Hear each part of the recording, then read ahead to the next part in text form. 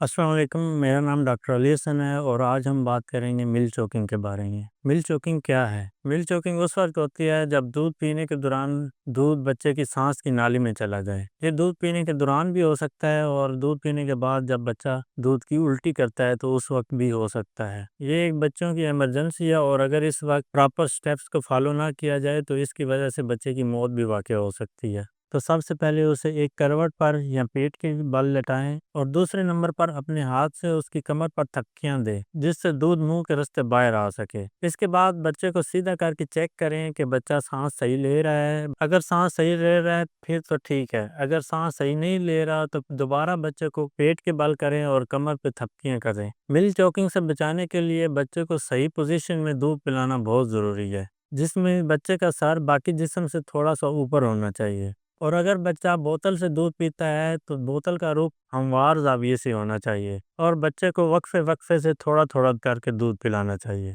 شکریہ۔